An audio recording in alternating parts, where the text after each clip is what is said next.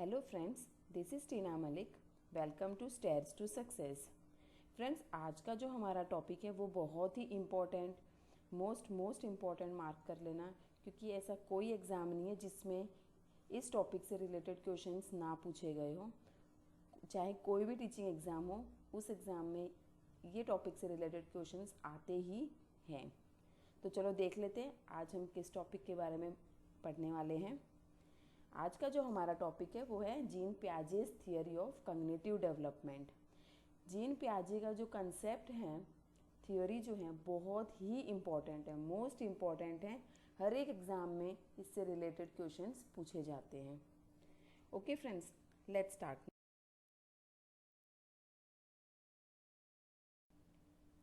कुछ ओवरव्यू देख लेते हैं कि आज हम इस थियोरी में क्या क्या सीखने वाले हैं, क्या क्या समझेंगे। Okay, Piaget's theory of cognitive development को समझेंगे कि क्या है थियोरी। 3 पार्ट्स में डिवाइड किया हुआ है एंड फर्स्ट वन हम देखेंगे स्टेजेस। स्टेजेस इतने इम्पॉर्टेंट हैं, स्टेजेस से बहुत से क्वेश्चंस निकल के आते हैं।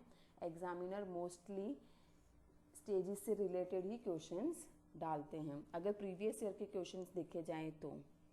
ओके, ओवरऑल तो ये पियाजे की थियोरी मोस्ट इम्पॉर्टेंट मानी जाती है, क्वेश्चंस तो आते ही हैं। तो आज हम पियाजे थियोरी का कंसेप्ट डिटेल में क्लियर करेंगे। सेकंड हम देखेंगे कॉग्निटिव प्रोसेसेस। कॉग्निटिव प्रोसेसेस क्या हैं, कॉग्निटिव क्या हैं, ये सब हम डिटेल में समझेंगे। नेक्स्ट हम देखेंगे implications for teacher, means educational implications क्या हैं, उन्हें भी हम डिटेल में समझेंगे। ओके, चलो शुरू करते हैं।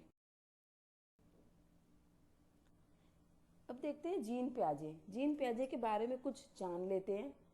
ओके, जीन पियाजे was a Swiss biologist, philosopher and a psychologist. तो जीन पियाजे जो थे वो स्विट्ज़रलैंड से थे और वो एक बायोलॉजिस्ट थे। ओके, फिलोसफर भी थे एंड साइकोलॉजिस्ट भी थे। जैसे कि वो being a psychologist, he new the importance of being a psychologist नहीं आएगा, सॉरी थोड़ा मिस्टेक है। Being a biologist, he new the importance of environment and process of adaptation. जैसे कि वो हेरिडिटी पे ज़्यादा फोकस रखते थे, तो वो ज़्यादा इम्पोर्टेंस किसको देते थे, environment and process of adaptation. Means किस एनवायरनमेंट में बच्चा रह रहा है और किस तरह से वो सिचुएशंस को, एक्सपीरियंस को अडेप्ट कर रहा है, इन सब पे ज़्यादातर वो फोकस करते थे। And being a philosopher, he had a keen interest in epistemology. Philosopher होने के नाते उनका ज़्यादा इंटरेस्ट किस में हुआ करता था, एपिस्टेमोलॉजी पे। एपिस्टेमोलॉजी ये क्या होता है, ये नया सा वर्ड है ना, बता देती हूँ क्या होता है ये। To know about knowledge, knowledge के बारे में जानना, ज्ञान के बारे में जानना। ओके, इसको हिंदी में क्या बोला जाता है, एपिस्टेमोलॉजी को ज्ञान मीमांसा। Okay, he is also known as social scientist and also known as the father of child psychology. ठीक है, जीन पियाजे को सोशल साइंटिस्ट भी कहा गया है and also known as father of child psychology. Father of child psychology भी कहा गया क्योंकि उन्होंने रिसर्च की थी, रिसर्च उन्होंने खुद अपने 3 बच्चों पे की थी। Okay, children are active builders of knowledge as little scientist. Jean पियाजे का ये मानना था कि जो चिल्ड्रन है, जो लर्नर है, जो बच्चे हैं, वो एक्टिव बिल्डर हैं। ओके, नॉलेज के हिसाब से देखा जाए तो वो एक्टिव बिल्डर हैं, वो खुद अपने हिसाब से अपने आप डिस्कवर करके अपने आप से सीखते हैं एज लिटिल साइंटिस्ट। उनको क्या कहा गया है, नन्हे वैज्ञानिक कहा गया है। बच्चे, उनका ये कहना है कि बच्चे दुनिया के बारे में अपनी समझ का सृजन करते हैं। ठीक है, उनकी जिस हिसाब की समझ है वो उस हिसाब से इस वर्ल्ड को देखते हैं, कुछ क्रिएटिविटी करते हैं। ठीक है, अपने आप में ही वो क्या है, एक नन्हे वैज्ञानिक हैं, लिटिल साइंटिस्ट कहा गया है। ये वाला जो लास्ट जो बोल रही हूँ ना मैं, लिटिल साइंटिस्ट वाला कंसेप्ट, ये बहुत ध्यान से समझ लो क्योंकि ये एग्जाम में आया हुआ क्वेश्चन है। ओके, जीन पियाजे के हिसाब से children are active builder of knowledge. ठीक है। ज्ञान को वो किस हिसाब से, अपने हिसाब से एक्वायर करते हैं, अपने हिसाब से सीखते हैं, वो एक टाइप के डिस्कवरर हैं, खुद डिस्कवर करते हैं, ठीक है। एज ए लिटिल साइंटिस्ट, नन्हे वैज्ञानिक कहा गया है। उनका ये कहना है कि जो बच्चे हैं वो दुनिया के बारे में खुद अपने समझ का सृजन करते हैं, वो वर्ल्ड कैसा है, वो उनकी थिंकिंग थॉट वो खुद उनके हिसाब से लगाते हैं, उनके हिसाब से सोचते हैं। Piaget's theory is based on discovery and not based on imitation, यानी कि इमिटेशन पे ज़्यादा इन्होंने फोकस नहीं किया है।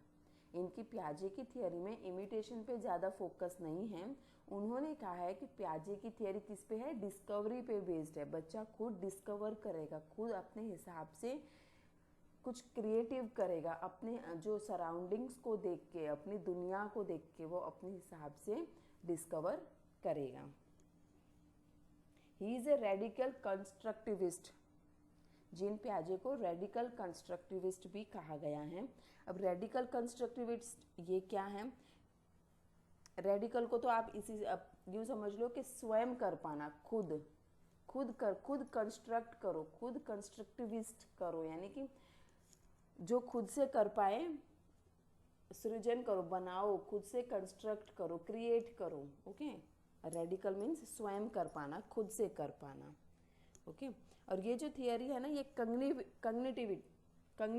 कग्निटिव क्या है? कग्निशन, जो अपने दिमाग से, इंटेलेक्ट से जुड़ी हुई है, जिसमें थिंकिंग, रीजनिंग, लॉजिक, सारे ऑल मेंटल प्रोसेसेस आ जाती है, ऑल मेंटल स्किल्स आ जाती है, एबिलिटीज आ जाती है बच्चे की, उसको कग्निशन कहा जाता है। अच्छा, जीन पियाजे का ये और कहना था कि डेवलपमेंट इज डिसकंटिन्यूस प्रोसेस है, कंटिन्यूस नहीं है। उनका ये कहना है कि जो डेवलपमेंट है वो एक लगातार चलने वाला प्रोसेस नहीं है।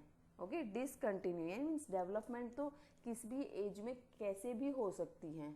ओके, वो हर एक एस्पेक्ट में होती है डेवलपमेंट, लेकिन वो डिसकंटिन्यूस होती है।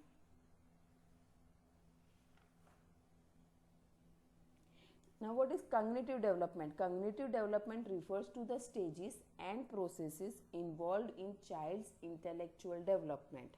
बच्चे का जो intellectual development जो होता है उससे रिलेट करती है, उसमें इन्वॉल्व होती हैं, ठीक है, क्या स्टेजेस और प्रोसेसेस, उसको कहा जाता है कॉग्निटिव डेवलपमेंट। कॉग्निशन को ही समझ लो आप कि वो मेंटल स्किल्स होती हैं, मेंटल एबिलिटीज़ होती है, एक मेंटल प्रोसेस चलता है जिसमें थिंकिंग, रीजनिंग, लॉजिक, क्रिएटिविटी, सब कुछ मीन्स दिमाग से रिलेटेड जो कुछ भी है वो सब कुछ इसी में आ जाता है। और इसका मेन एस्पेक्ट एक और होता है कॉग्निशन का, क्या होता है? वो होता है लैंग्वेज डेवलपमेंट, भाषा भी बच्चा यहीं से सीखता है। ओके, अभी देखो फ्रेंड्स, मैंने जो ग्रोथ एंड डेवलपमेंट जो टॉपिक करवाया था ना, वो इधर भी काम आ रहा है, देखो आ रहा है ना। मीन्स प्रीवियस वीडियो अगर आपकी बेटर होगी, अच्छे से क्लियर होगी, कंसेप्ट क्लियर होगा, तो आप आगे जितने भी सेशंस देखोगे ना, वो कहीं ना कहीं उन्हीं में हेल्प हो जाएगी। प्रीवियस वीडियो देखी हुई होगी ना, तो आपका बेसिक क्लियर हो जाएगा, जो आपके आगे वीडियोस में भी बहुत हेल्प करेगा, बहुत ही काम आएगा। कंसेप्ट क्लियर होगा ना तो बहुत ईजीली समझ पाओगे आप। Piaget's theory tells us that child is born with a mental cognitive structure. पियाजे की थियरी ये बताती है कि जो बच्चा है वो जन्म से ही मेंटल और कॉग्निटिव स्ट्रक्चर से पैदा हुआ है, which develops and attains maximum growth. वही उसकी मैक्सिमम ग्रोथ, और वो डेवलप होता जाएगा आगे आगे up to around the age of 14 और 15 ईयर्स। 14-15 साल तक की एज तक में ये अच्छे से डेवलप हो जाएगा, मैक्सिमम ग्रोथ हो जाएगी। ओके,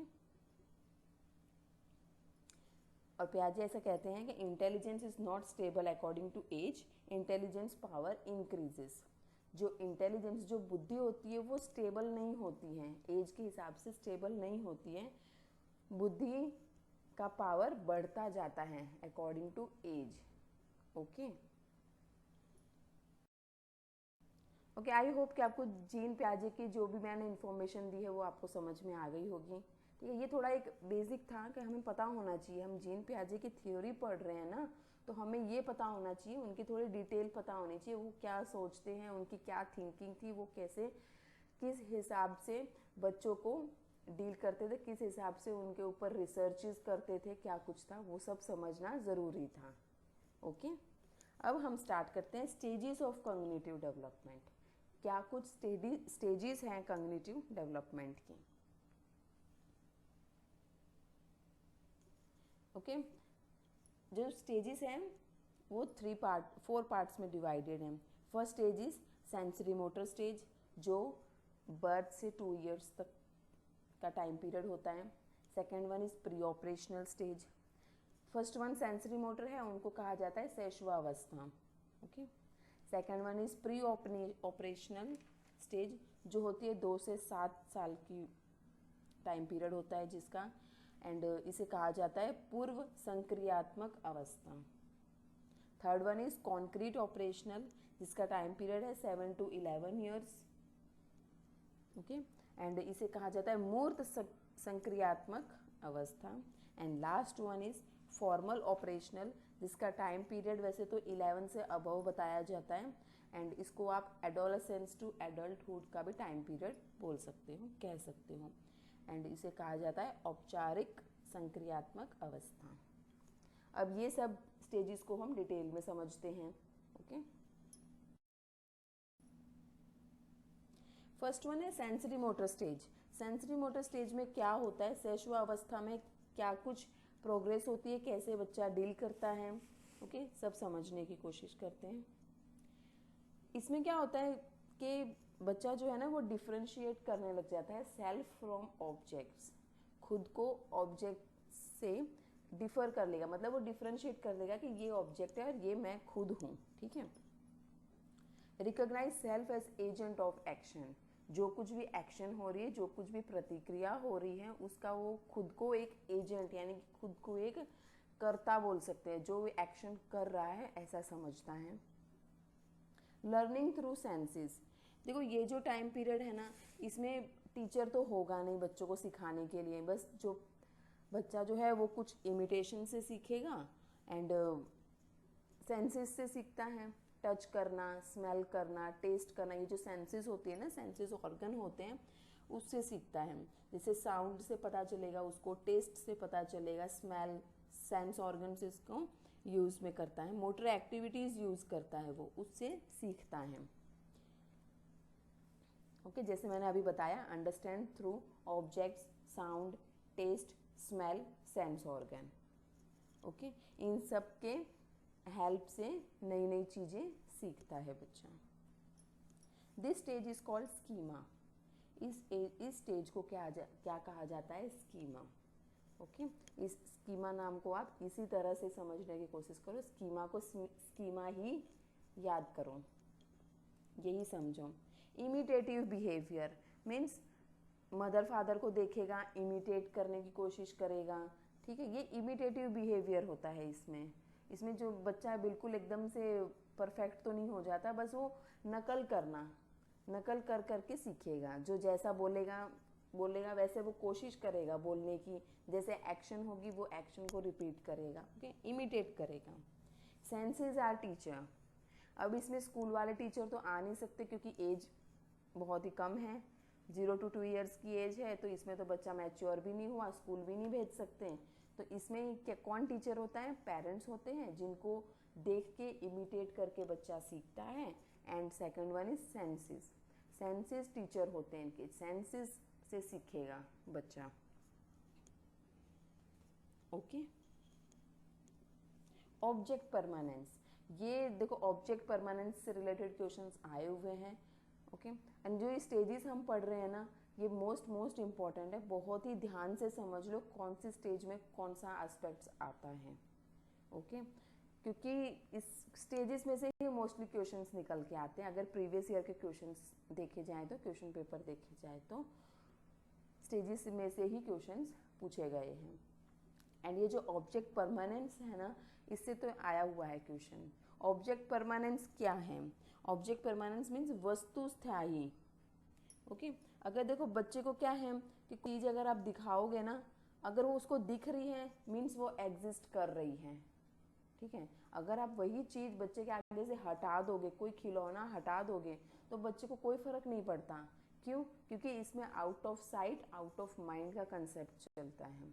अगर कुछ दिख रहा है तो वो एग्जिस्ट का है, अगर वो नहीं है, नज़रों के सामने नहीं है, तो वो इस दुनिया में भी नहीं, इस वर्ल्ड में भी नहीं है, एग्जिस्ट ही नहीं करता। ओके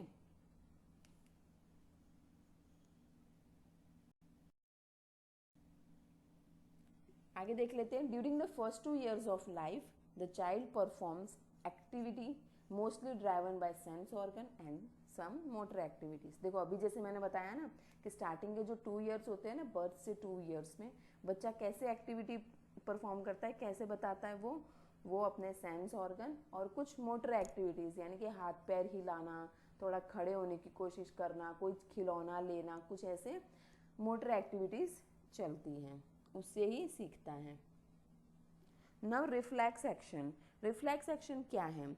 मतलब कि बच्चे के हाथ में कुछ ऑब्जेक्ट दे दो, रखोगे तो वो पकड़ेगा, पलके झपकाना, ठीक है, ये तो रूटिंग रिफ्लेक्स एक्शन में आ जाता है। मीन्स जिसका वो रिफ्लेक्शन दे रहे हैं उनको पता लग रहा है थोड़ा बहुत, ठीक है, जो होना ही होना, जैसे पलके झपकाना ये होता है। फिर ये आगे जैसे जैसे एज बड़ी होती जाती है ये धीरे धीरे ख़त्म होता जाता है। ओके अब उनके हाथ में कुछ खिलौना दे दोगे तो वो उसको एकदम से टाइटली पकड़ेगा, ठीक है।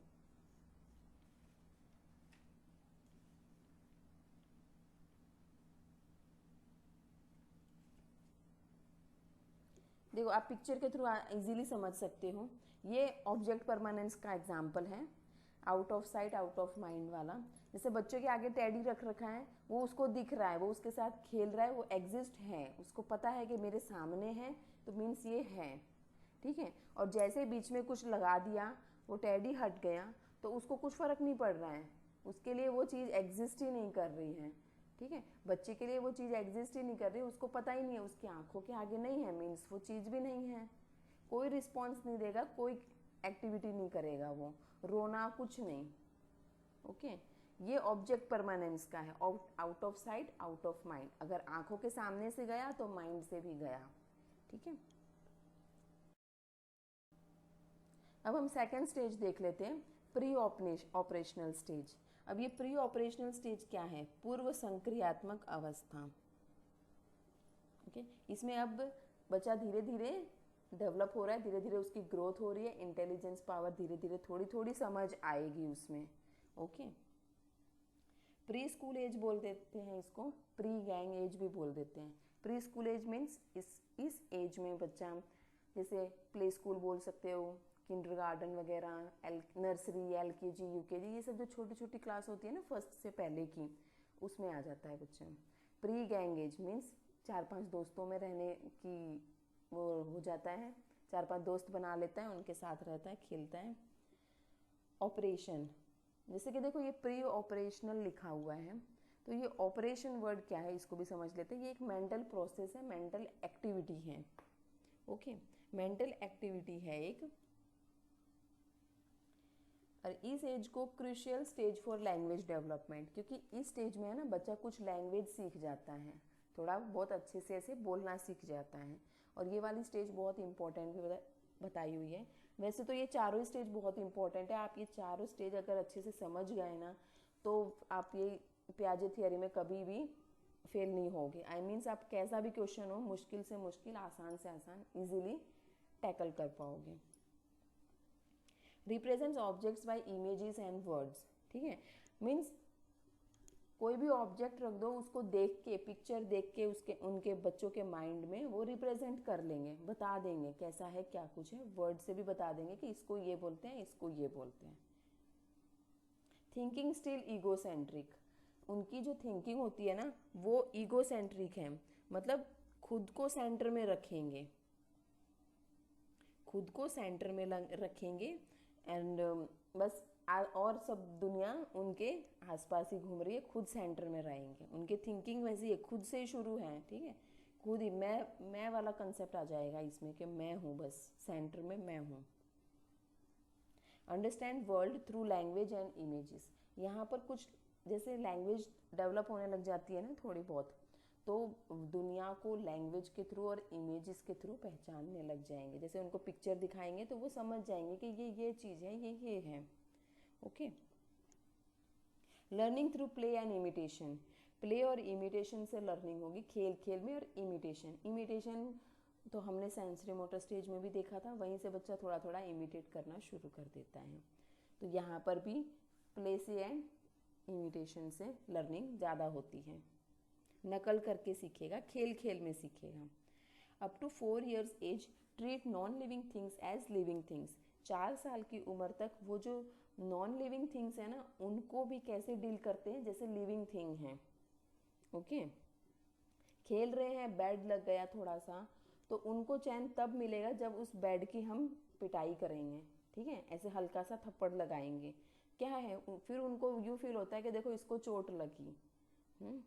तो ये क्या करते हैं, ये 4 years तक की एज में तक ही होता है कि नॉन लिविंग थिंग्स हैं, उनको भी ये ऐसे ही डील करते हैं जैसे कि ये लिविंग थिंग हैं। जैसे कि सेम देखो, टैडी को खुद खाना खा रहे हैं, साथ में टैडी को भी खिला रहे हैं। क्या सोचते हैं, ये ऐसा सोचते हैं कि ये टैडी भी लिविंग थिंग्स हैं। This stage is called egocentrism. Egocentrism मैंने अभी बताया था, आई वाला कंसेप्ट आ जाता है। मैं मीन्स पूरी दुनिया मेरे सराउंडिंग्स में है और मैं बीच में सेंटर में हूँ। मैं वाला कंसेप्ट आ जाता है इसमें।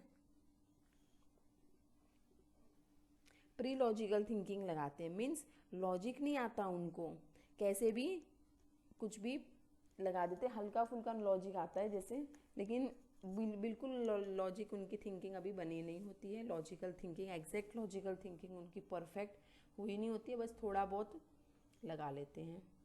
इरिवर्सिबिलिटी।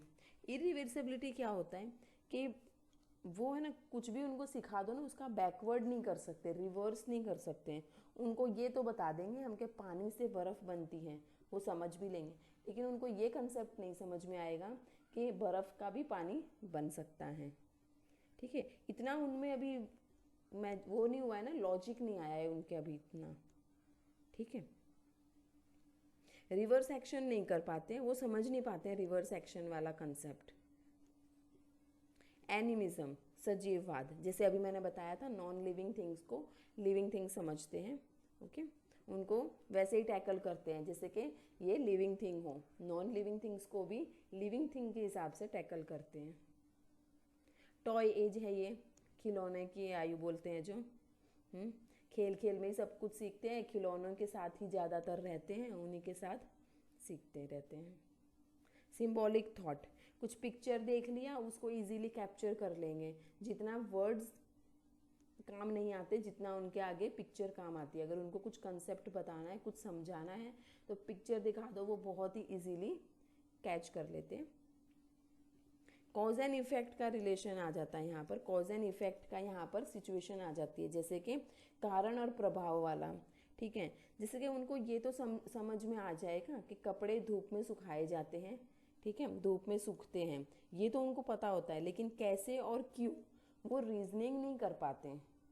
ठीक है, रीजनिंग नहीं कर पाते, वो उतना उनमें बोलते हैं ना, थिंकिंग आई नहीं होती, रीजनिंग पावर वाली थिंकिंग नहीं आई होती है, वो इतना नहीं समझ पाते कि क्यों सूखते हैं। ओके, बस उनको हल्का सा थोड़ा सा बस समझ में आ जाता है कंसेप्ट, लेकिन वो डिटेल में इरिवर्सिबिलिटी नहीं कर पाते हैं, ज़्यादा थिंकिंग नहीं कर पाते, ज़्यादा लॉजिक नहीं लगा पाते, रीजनिंग नहीं कर पाते इस एज में। नेक्स्ट है रोट लर्निंग। रोट लर्निंग क्या है, रट्टा मरवा देते हैं, रीज़न लगा नहीं सकते, वो लॉजिक नहीं लगा सकते, थिंकिंग पावर इतनी इंक्रीज नहीं हुई होती है, थिंकिंग पावर इतनी नहीं होती है, तो वो नहीं लगा पाते लॉजिक। इस एज में बच्चा लॉजिक नहीं लगा पाता, उनको आप जैसे बोलोगे ना, वो उसी को इमिटेट करके रट लेंगे। ठीक है, अब जैसे ABCD सिखा रहे हो, बच्चों को नहीं पता ये क्या है, वो रट लेते हैं पूरा, है ना। तो रोट लर्निंग इसी में आ जाती है। एंड अकॉर्डिंग टू प्याजे, प्याजे क्या कहते हैं कि child learns to think first and develops the language letter. प्याजे का ये कहना है कि बच्चा पहले क्या सीखता है, सोचना, पहले थिंकिंग पावर डेवलप होती है उसकी, और बाद में लैंग्वेज। अब ये देखो यहाँ पे मैंने बताया था ना अभी, जैसे कि खुद कुछ खाएंगे पिएंगे, साथ में टेडी को भी या फिर कोई खिलौना ले लेते हैं, उनको भी साथ में खिलाते हैं। क्यों? क्योंकि ये नॉन लिविंग थिंग्स को भी लिविंग थिंग्स समझ रहे हैं। थर्ड वन स्टेज देख लेते हैं, कॉन्क्रीट ऑपरेशनल। कॉन्क्रीट ऑपरेशनल क्या है? मूर्त संक्रियात्मक अवस्था। ओके, इसको लेटर चाइल्डहुड या प्री गैंग एज भी कहा जाता है, स्कूल एज भी कहा जाता है। क्यों? क्योंकि इस एज में है ना बच्चा स्कूल जाने लग जाता है, फर्स्ट स्टैंडर्ड में डाल देते हैं बच्चे को, तो थोड़ी उनका डेवलपमेंट भी हो जाता है, डेवलप हो जाती है उनकी थिंकिंग पावर, और कुछ है नहीं काफ़ी हद तक इंक्रीज हो जाती है। और हम समझते हैं इसमें क्या क्या होता है। Stage of logical thinking and concrete operational. Logical thinking आ जाएगी, ठीक है, इस एज में लॉजिकल थिंकिंग आ जाती है। Think logically about objects and events. जो कुछ भी हो रहा है या कोई जो कुछ भी ऑब्जेक्ट्स हैं उनके पास, उनके लिए उनकी थिंकिंग पावर लॉजिकल हो जाती है, इंक्रीज हो जाती है। लॉजिकली सोच सकते हैं कि ये ऑब्जेक्ट है, ये कुछ हो रहा है, कुछ इवेंट हो रहा है, ओके, तो वो आसानी से क्लासीफाई कर सकते हैं, समझ सकते हैं। डेवलप्स रीजनिंग पावर, जैसे मैंने बताया था इस स्टेज में रीजनिंग पावर डेवलप हो जाता है, रीजन करने लग जाते हैं, ऐसा क्यों, ठीक है, पूछने लग जाते हैं आगे से, रीजन करने लग जाते हैं। Reversibility develops. देखो जो प्रीवियस स्टेज हमने देखा था ना प्री ऑपरेशनल वाला, उसमें रीजनिंग पावर रिवर्सिबिलिटी नहीं था। क्यों? उस वाले में इरिवर्सिबिलिटी था, मतलब वो जो बोलते हैं ना, ऐसे तो समझ जाता था कि पानी से आइस बनती है, लेकिन ये नहीं समझ पाते थे कि आइस से पानी भी बन सकता है, वो उनको आता नहीं था, ओके। लेकिन इस एज में क्या होता है, रिवर्सिबिलिटी डेवलप हो जाती है, मीन्स वो समझ जाते हैं कि रिवर्सिबिलिटी हो सकती है। रिवर्सिबिलिटी वाला कंसेप्ट उनको समझ में अच्छे से आ जाता है। ट्रांसिविटी डेवलप्स हो जाती है, ओके, मीन्स वो लॉजिक लगाना सीख जाते हैं, रीजन करना सीख जाते हैं, रीजनिंग पावर आ जाती है। Inductive reasoning. Inductive reasoning means वो हमें कंसेप्ट भी समझा सकते हैं, from example to rule. Example से लेकर हमें रूल तक वो बता सकते हैं कि ये कंसेप्ट इस तरह है, थोड़ा बहुत समझाने लग जाते हैं। इंडक्टिव रीजनिंग आ सकती है इस एज में। अब देखो ये कॉन्क्रीट ऑपरेशनल, कॉन्क्रीट ऑपरेशन क्या होता है ये भी बता देती हूँ।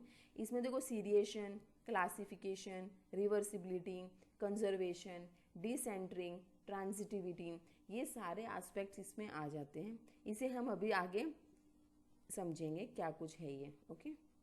अब देखो आप इसमें रिवर्सिबिलिटी तो आप समझ ही गए, ओके। रिवर्सिबिलिटी डेवलप हो जाती है इसमें, मतलब जो भी कंसेप्ट होता है ना उसको रिवर्स करके, फेर बदल करके, उलट पलट करके वो समझ जाता है कि इसका ये कंसेप्ट है तो ये इस तरह से है, ठीक है। Water ice, water becomes ice and ice become water वाला कंसेप्ट इनको समझ में आ जाता है। 2 × 5 10 एंड 5 × 2 ऑल्सो 10, ये भी समझ में आ जाता है उनको, ओके। रिवर्सिबिलिटी इजीली हो जाती है।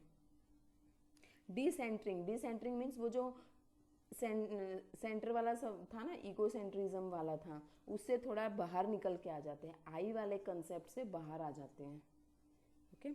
एंड ट्रांसिविटी मीन्स लॉजिक लगाना सीख जाते हैं, रीजनिंग पावर डेवलप हो जाता है। 3 important mental abilities develop this period with manipulation of concrete objects and events. इसमें क्या होता है पता है, 3 इंपॉर्टेंट मेंटल एबिलिटीज है जो डेवलप हो जाती है इस एज में, ओके। कॉन्क्रीट ऑपरेशनल स्टेज में 3 ऐसी एक मेंटल एबिलिटीज हैं जो बच्चे में डेवलप हो जाती हैं, ओके। कौन सी 3 है वो देख लेते हैं। कंजर्वेशन, ठीक है, कंजर्वेशन क्या होता है, ओके। देखो इसमें है ना बच्चा है, उसके आगे वो है ना, ये अच्छे से अभी ये नहीं समझ पाता हो कि क्या चीज़ कितनी इम्पोर्टेंट है, मीन्स क्या चीज़ कितनी सही है। इस एज में इतना वो हो नहीं पाता है, वो मैनिपुलेट नहीं कर पाता इजीली। जैसे कि अगर उसके सामने 2 सेम ग्लास में अगर पानी रखा हुआ है सेम, तो वो नहीं समझ पाएगा कौन सा ज़्यादा है कौन सा कम है, ओके। वो क्या बोलते हैं, शेप पे ज़्यादा फोकस करेगा। सेंट्रेशन होता है मीन्स उनका एक ही एस्पेक्ट पे ध्यान होता है, वो किसी एक को बता देगा।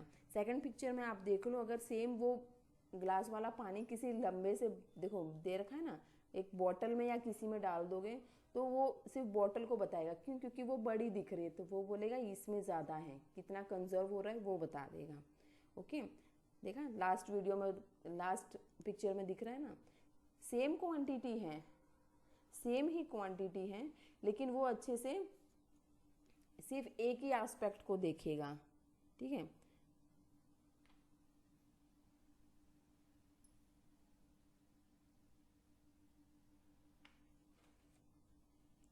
अभी देखो और बता देती हूँ डिटेल में कि कंजर्वेशन क्या होता है। Conservation is the realization that quantity और अमाउंट डज नॉट चेंज। ये कंजर्वेशन वो होता है जिसमें ये बता देता है क्वांटिटी और अमाउंट चेंज नहीं होगा। ठीक है, then nothing has been added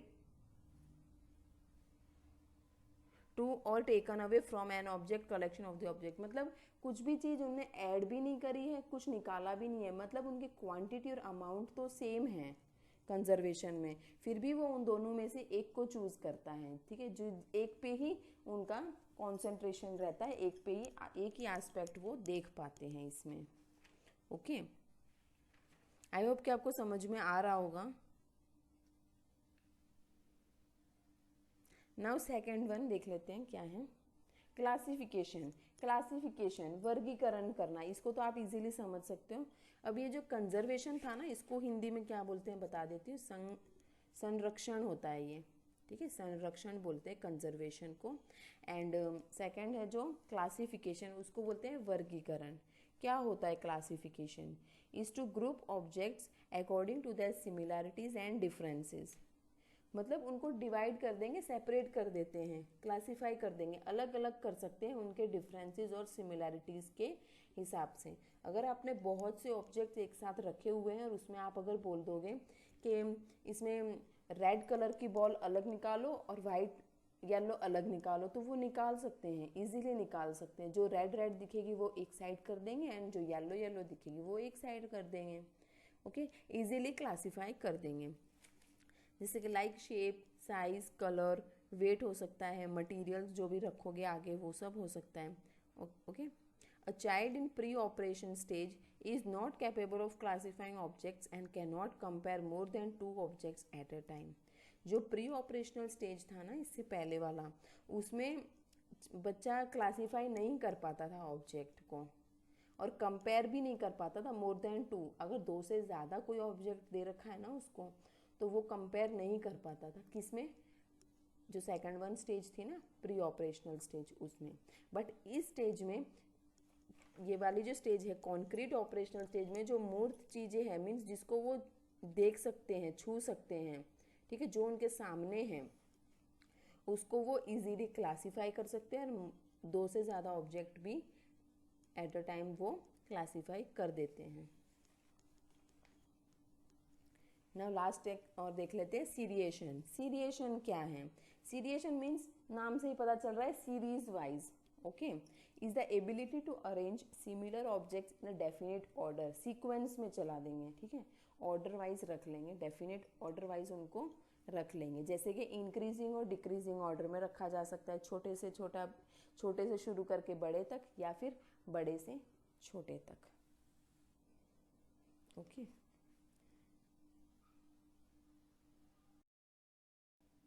next देख लेते हैं क्या है। नेक्स्ट स्टेज आ गई है अब हमारी फॉर्मल ऑपरेशनल स्टेज। अब ये क्या है इसको भी देख लेते हैं। फॉर्मल ऑपरेशनल स्टेज बेसिकली इसको टाइम पीरियड दिया गया है 11 से अबव, 11 साल से ऊपर की एज, या फिर इसको ऐसे बोल दो एडोलसेंस टू एडल्टहुड। ओके, औपचारिक संक्रियात्मक अवस्था है कहते हैं इसको।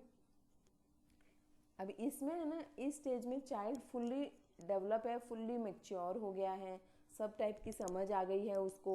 Okay, child develops abstract thinking. Abstract thinking क्या होता है? जो माइंड में है, जो दिख नहीं रही है लेकिन हमारे दिमाग में है, माइंड में है, अमूर्त चीज़ें जो विचारों में हैं, उनके साथ वो भी डेवलप हो जाती है, उनकी एब्स्ट्रैक्ट थिंकिंग डेवलप हो जाती है। Also known as gang age, इसको गैंग एज मीन्स समूह में रहना पसंद आ जाता है। इस एज के बच्चों को ग्रुप में रहना, गैंग बनाने, दोस्त वगैरह ये सब बहुत सही लगता है, दोस्तों में ज़्यादा रहते हैं। डिडक्टिव रीजनिंग, अब इंडक्टिव रीजनिंग तो आपने देखा था थर्ड स्टेज में, कॉन्क्रीट ऑपरेशनल स्टेज में इंडक्टिव रीजनिंग आ गई थी। मीन्स बच्चा कंसेप्ट समझाने लग जाता है, एग्जाम्पल से रूल की तरफ ले जाता है। लेकिन इसमें क्या है, इसमें डिडक्टिव रीजनिंग है, इसमें समझा देगा बच्चा, जनरल टू स्पेसिफिक जा रहा है, कॉम्प्लेक्स से स्पेसिफिक, कॉम्प्लेक्स से सिंपल की तरफ भी जा रहा है। मतलब उनकी इतनी रीजनिंग पावर डेवलप हो जाती है कि वो किसी भी कंसेप्ट को कैसे भी समझा सकते हैं। रूल से एग्जाम्पल की तरफ भी जा सकते हैं, कोई डेफिनेशन दे दो वो समझा भी देंगे और उसको एग्जाम्पल से इंटरकनेक्ट भी कर देंगे। Next is adolescent egocentrism. Centrism इसमें भी है, ठीक है, सेंट्रिज्म इसमें भी है, इसमें भी वो आई वाला कंसेप्ट आ जाता है। बट इसका क्या है, ये स्ट्रेस एंड स्ट्रॉम वाला कंसेप्ट है इसमें, समझ रहे हो ना आप, स्ट्रेस एंड तनाव एवं तूफान वाली अवस्था आ जाती है ये। इसमें भी आइडेंटिटी क्राइसिस रहता है, इसमें भी उनको खुद की आइडेंटिटी की फिक्र रहती है कि कैसे क्या है, मैं क्या हूँ, ये मतलब इसमें भी आई वाला कंसेप्ट ही है। हाइपोथेटिक डिडक्टिव रीजनिंग हो जाती है।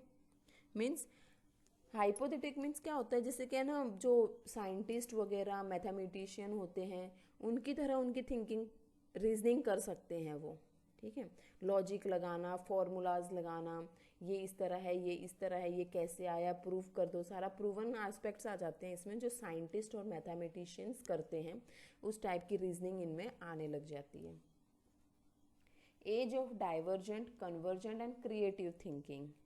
ओके, मतलब कोई भी प्रॉब्लम हो उनके बहुत से सोल्यूशन निकालना, कुछ क्रिएटिविटी करनी, कुछ क्रिएटिव थिंकिंग लाना। मीन्स इस एज में है ना फुल्ली मैच्योर हो जाता है बच्चा, फुल्ली मतलब उनके thinking power, reasoning power, logic, ठीक है, सब कुछ आ जाता है इस कंसेप्ट में, इस एज में मैच्योर हो जाते हैं फुल्ली।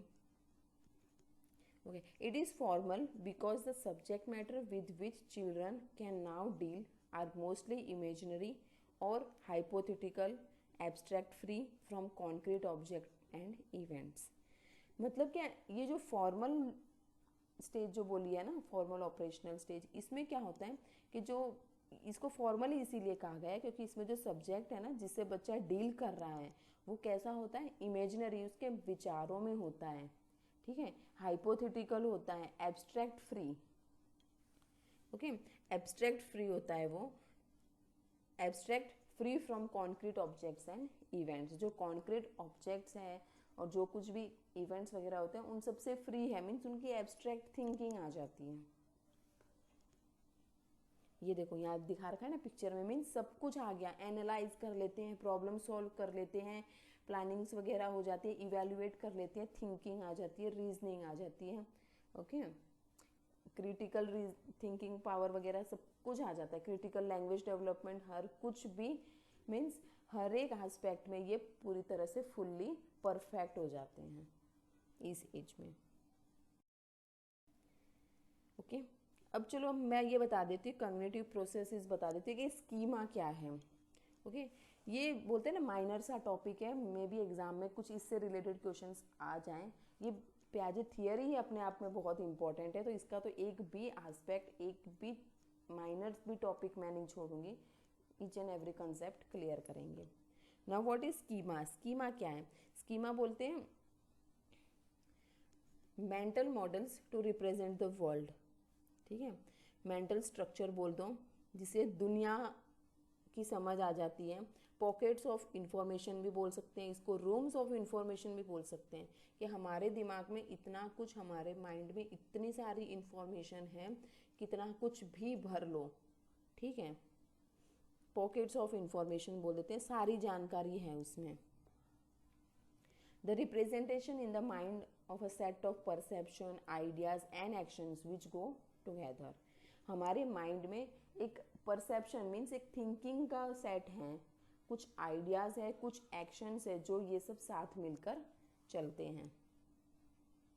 ये देखो पिक्चर के थ्रू पता है लिखा हुआ जितना जल्दी समझ में नहीं आता ना, जितना पिक्चर देख लो इजीली हम कैच कर लेते हैं कि क्या कुछ कहना चाह रहे हैं इस टॉपिक में।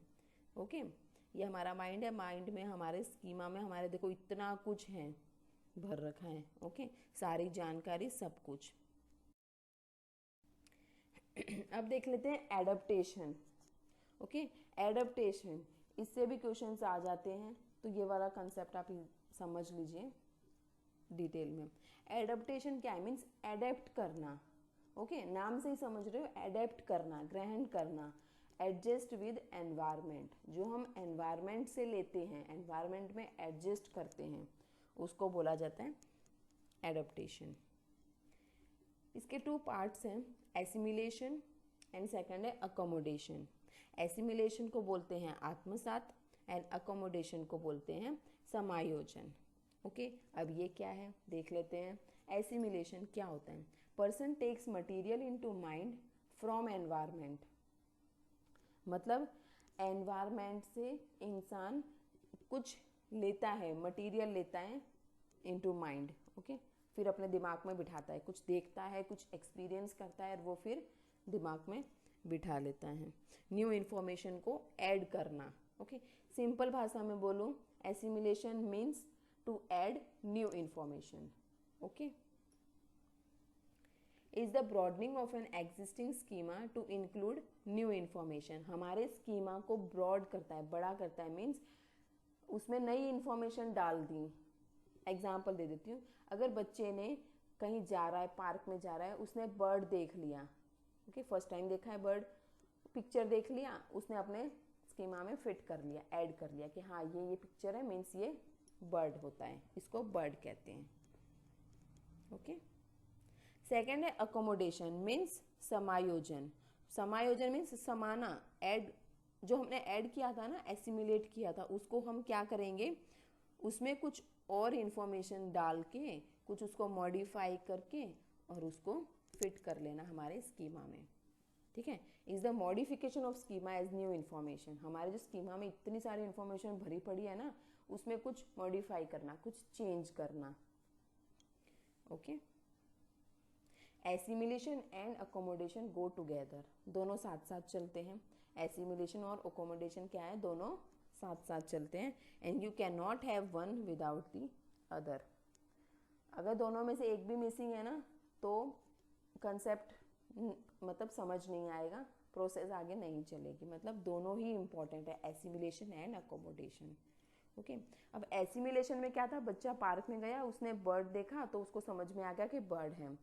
अब अकोमोडेशन में क्या है, बच्चा फिर पार्क में गया, उसने प्लेन देखा, वो बोलता है ये तो बर्ड है। क्यों, क्योंकि उसके स्कीमा में तो वो बर्ड का पिक्चर फिट हो गया ना। फिर उसको बताया जाता है कि नहीं ये बर्ड नहीं है, ये एरोप्लेन है। तो वो उसने क्या किया, बर्ड वाले इंफॉर्मेशन को उसने थोड़ा मॉडिफाई कर दिया और क्या फिट कर दिया कि ये एरोप्लेन है। आई होप कि आपको समझ में आ रहा है। ये देखो, जैसा मैंने अभी बताया ना, boy saw an aeroplane from existing schema, he called its bird. बच्चे ने क्या देखा, एरोप्लेन देखा और उसने क्या बोल दिया कि ये तो बर्ड है। क्यों, क्योंकि उसने पहले देखा हुआ है ना बर्ड, बर्ड का पिक्चर उसके स्कीमा में फिट है, उसने बोल दिया ये तो बर्ड है। नेक्स्ट क्या होता है, mother told him it's an aeroplane and people travel in it and it is non living thing. उसकी मदर ने उसको बोला कि नहीं बेटा ये तो एरोप्लेन है, इसमें लोग ट्रैवल करते हैं एंड ये नॉन लिविंग थिंग्स हैं। थर्ड स्टेप में क्या हुआ, with the help of new schema, नई इन्फॉर्मेशन आ गई ना बच्चे के पास, तो now boy came to know the difference of bird and aeroplane and now he can correctly recognise it, this is called accommodation. समझ में आ गया इजीली। एक और एग्जाम्पल दे देती हूँ, ऊपर देखो ये प्रोसेस लिखा हुआ है कि स्कीमा से जाएगा एसिमिलेशन, मीन्स क्या करेगा, वो आत्मसात करेगा, कुछ ग्रहण करेगा, एंड फिर थर्ड स्टेप में आ जाएगा अकोमोडेशन, मीन्स उसको मॉडिफाई करेगा। सिंपल भाषा में बोला जाए तो एसिमिलेशन होता है to add new information and accommodation होता है टू मॉडिफाई न्यू इन्फॉर्मेशन। ठीक है, अब देखो इसमें पिक्चर देख लो आप, एक और सेकंड एग्जांपल है ये। Boy has learn schema of cat. Boy ने कैट देखी है, उसको पता है कि ये कैट है इसके, ठीक है, इसको कैट बोलते हैं, बॉय को इतना पता है। बॉय सॉ अ कब एंड कॉल इट्स कैट। अब बॉय ने कब देख लिया, छोटा सा कब देख लिया, तो वो बोलता है कि ये तो कैट है। तो sister said no it's a cub. Okay, sister बोलती है नहीं ये कब है एक। थर्ड स्टेप में क्या होगा, ही अकोमोडेट न्यू स्कीमा ऑफ कब। उसने क्या किया, अपने माइंड में कब का एक स्कीमा फिट कर लिया। ओके, अपने माइंड में कब की इंफॉर्मेशन डाल ली। आई होप कि कंसेप्ट क्लियर हो गया उससे। ओके, पिक्चर के थ्रू, एग्जाम्पल के थ्रू आपका कंसेप्ट क्लियर हो गया होगा। नेक्स्ट अब देख लेते हैं इक्विलिब्रेशन। इक्विलिब्रेशन क्या होता है, नाम से पता चल रहा है इक्वल, इक्वल चलाना है। Okay, is a concept developed by Piaget that describes the cognitive balancing of new information with old knowledge. Means old knowledge से new knowledge का, new information का balance बनाना। ओके, उसको कहा जाता है इक्विलिब्रेशन। और डिटेल में समझते हैं। देखो, बच्चे ने कुछ एसिमिलेशन आएगा, मीन्स कुछ एसिमिलेट किया है। इक्विलिब्रेशन आ गया, मीन्स लेवल सही हो गया है, बैलेंस बन गया है। मीन्स जो वो था ना एग्जाम्पल के, बच्चे ने एरोप्लेन देखी, ठीक है, उसके माइंड में बर्ड का स्कीमा था, वो सारा एग्जाम्पल इसमें फिट होता है। ओके, वो जो मैंने अभी प्रीवियस 2 एग्जाम्पल बताए उससे कोरिलेट करके उसको इसमें अप्लाई करके देखो आप, बिल्कुल फिट होता है। ठीक है, मीन्स कुछ एसिमिलेट किया, उसका इक्विलिब्रेशन आ गया, लेवल सेट आ गया, मीन्स उसने समझ लिया कि हाँ इसको कैट बोलते हैं, कैट है ये। ओके, न्यू सिचुएशन आई, नई सिचुएशन आई, मीन्स कब आया उसके सामने। ओके, लायन का बेबी कब आया, उसने देखा कि न्यू सिचुएशन आ गई, वो थोड़ा कंफ्यूज हो गया। उसने देखा ये तो कैट है, पर वो एक्चुअल में क्या होता है, कब होता है। तो ये क्या हो गया, डिसइक्विलिब्रियम हो गया ना, मीन्स बैलेंस डगमगा गया। फिर उसको पता लगा, फिर उसके सिस्टर ने उसको बोला कि नहीं ये कैट नहीं है, इसको कब बोलते हैं। तो क्या हो गया, उसने अकोमोडेट कर लिया, अकोमोडेशन हो गया, फिर उससे बैलेंस इक्वल हो गया। ओके, ये देखो इस पिक्चर से और क्लियर हो जाएगा। Integrating reality into one's own view. Okay, जो रियल है वो एसिमिलेशन आ जाएगा। And changing one's view to better match reality. जो रियलिटी है ना उसके साथ मैच करने के लिए अपना व्यू चेंज करना। ठीक है, मीन्स कुछ मॉडिफाई करना, उसको अकोमोडेशन कहा जाता है। मैंने सिंपल भाषा में बताया है एसिमिलेशन और अकोमोडेशन क्या होता है। Assimilation means to add new knowledge, new information into schema, अपने दिमाग में, अपने माइंड में नई इन्फॉर्मेशन को ऐड करना। एंड अकोमोडेशन क्या होता है, जो हमारे दिमाग में जो इन्फॉर्मेशन थी उसको कुछ मॉडिफाई करना। तो इनका बैलेंस इक्वल हो रहा है। इक्विलिब्रेशन मीन्स बैलेंस इक्वल चलना, new information and old information का बैलेंस चलना। Equilibration makes a balance in assimilation and accommodation. I hope के कंसेप्ट क्लियर हो गया होगा। देखो एक भी पॉइंट मैंने मिस नहीं किया है, ईच एंड एवरी कंसेप्ट आपको समझा दिया है, डिटेल में समझा दिया है, विद एग्जाम्पल समझा दिया है। तो देखो लाइक शेयर तो बनता ही है, इतनी मेहनत कर रही हूँ, इतना डिटेल में समझा रही हूँ। कंसेप्ट तो क्लियर हो रहा है ना, बस एक बार समझ लोगे ना कभी नहीं भूलोगे, कभी मार नहीं खाओगे, कभी ऐसा होगा ही नहीं कि आप क्वेश्चन टैकल ना कर पाओ, डील ना कर पाओ, इजीली कर लोगे। अगर कंसेप्ट क्लियर है, बेसिक क्लियर है ना आपका, तो कहीं पे भी आप पीछे नहीं रहोगे, इसकी श्योरिटी है। अब देख लेते हैं एजुकेशनल इम्प्लीकेशंस क्या होते हैं, टीचर को कैसे रोल प्ले करना है। ओके, क्या कुछ उनको अपने टीचिंग मैथडोलॉजी लगानी है, कैसे क्या करना है ताकि बच्चा अच्छे से डेवलप हो सके। Treat a child as a discoverer. बच्चे को एज ए डिस्कवरर मानना है। ठीक है, वो नई नई डिस्कवरी करेगा। पियाजे ने तो ऐसे ही कहा है ना कि बच्चा डिस्कवरी से सीखेगा, ना ही कि इमिटेशन से। इमिटेशन करता है कुछ स्टेजेस तक करता है, वो स्टार्टिंग के 2 स्टेजेस तक वो इमिटेशन करता है, लेकिन जैसे जैसे उसमें थिंकिंग, रीजनिंग, ये सब पावर डेवलप होती जाती है तो वो डिस्कवरी पे आ जाता है, नया नया कुछ ना कुछ डिस्कवर करना। ओके, खुद से देखना, खुद से सीखते हैं बच्चे। फैसिलिटेट स्टूडेंट्स, स्टूडेंट को फैसिलिटेट करना है, मीन्स उन पे कोई चीज़ थोपनी नहीं है। ओके, उनको ज्ञान का निर्माण करने दें। नॉलेज बोलते हैं ना, लिटिल साइंटिस्ट है, वो कुछ डिस्कवर करेंगे तभी तो कुछ सीखेंगे, तो उनको वो पूरी की पूरी तरह से चांस देना चाहिए। फैसिलिटेट करो, उनको मोटिवेट करो, टीचर को यही काम होता है, टीचर का मोटिवेट करना, फैसिलिटेट करना। कोई भी चीज़, कोई ऐसे बर्डन नहीं डालना है उन पर, फ्री छोड़ो, ठीक है, थोपना नहीं है। प्रोवाइडिंग ऑथेंटिक टास्क, मीन्स बच्चे को ऑथेंटिक टास्क से कनेक्ट करो, मीन्स जो रियल ऑब्जेक्ट्स है, रियल वर्ल्ड से, एनवायरनमेंट से उनको कनेक्ट करो ताकि वो एक्सपीरियंस कर सके, कुछ नया सीख सके। एक्टिविटी बेस्ड करिकुलम होना चाहिए, मीन्स जितनी हो सके उनकी मोटर एक्टिविटी, फिजिकल एक्टिविटी, ये सब हो ताकि वो नया कुछ सीख सकें। ओके, एक्टिविटी बेस्ड करिकुलम होना चाहिए, जो करिकुलम में जो कुछ भी डालो एक्टिविटी बेस्ड हो, डिस्कशन, डिबेट, फिर कुछ और भी डाल सकते हैं, फिजिकल एक्टिविटीज़ वगैरह, काफ़ी कुछ इंक्लूड कर सकते हैं। एक्सप्लोर देयर नॉलेज, उनके पास जितनी नॉलेज है उनको और एक्सप्लोर करने का मौका दो, उनको बांधो मत, उनको खुला छोड़ो, उनको खुद से करने दो, ठीक है। बस उनको क्या करना है, टीचर का क्या मेन क्या होता है, कैसा रोल प्ले करे, फैसिलिटेटर का।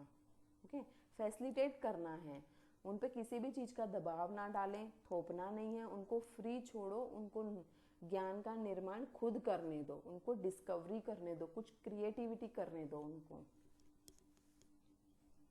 ओके, क्या कहता है प्याजे, ऐसे कहते हैं कि knowledge is actively constructed by the students. Okay, actively means वो खुद से करना सीखता है, लर्निंग बाय डूइंग है, खेल खेल में सीखेगा, तो वो उस हिसाब से ही ज्ञान का निर्माण कर लेते हैं बच्चे। ओके,